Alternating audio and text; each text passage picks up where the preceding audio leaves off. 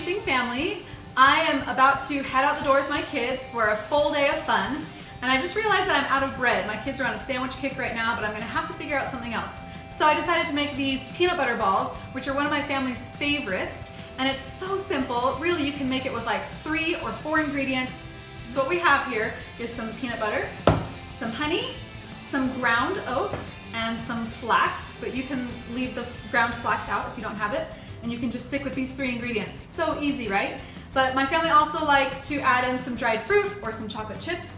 They have a lot of protein, so your kids won't constantly be asking for more food after they have a handful of these. You can round it out with some fruits and veggies to go, and then you've got a lunch that will help fuel your kids through all your fun family activities. So let's get started on the recipe.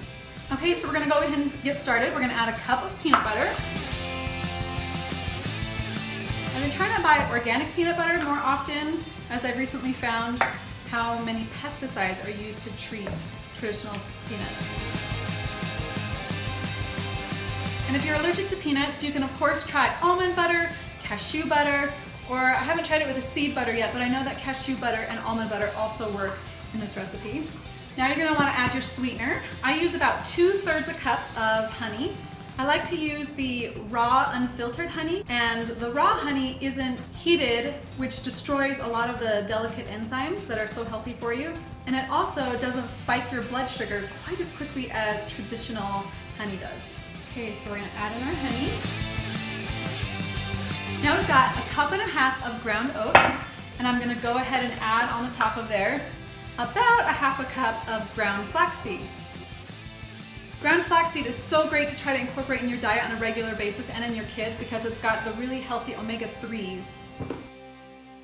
Okay, so I've got all my basic ingredients and I'm just gonna stir that together. It's gonna be very, very thick. If you wanna get more fancy, you can add a little splash of vanilla, some sea salt. Sometimes I even like to add a tablespoon of coconut oil for those healthy fats as well, which I'm actually gonna go do that today. Just a tablespoon and a half or so.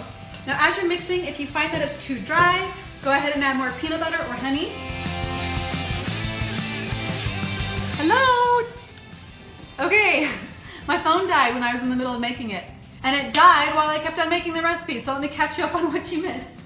Okay, so I finished my dough, my basic recipe, and then I added in some raisins and some goji berries and really mixed it. It was really thick. Sometimes I like to just use my hands to incorporate all the ingredients. And then I rolled them in these fun little balls. Super easy to do, and this is a great time to get your kids involved because they love to roll them.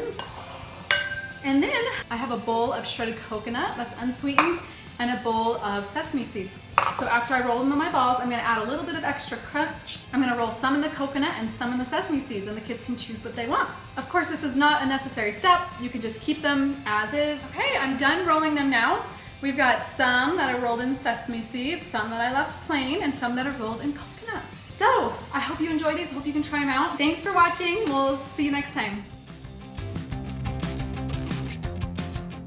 Guys, seriously, these are so good. 2 of my kids came in while I was making them, asking me if they could have them. Here, open your mouth. You've got to try these.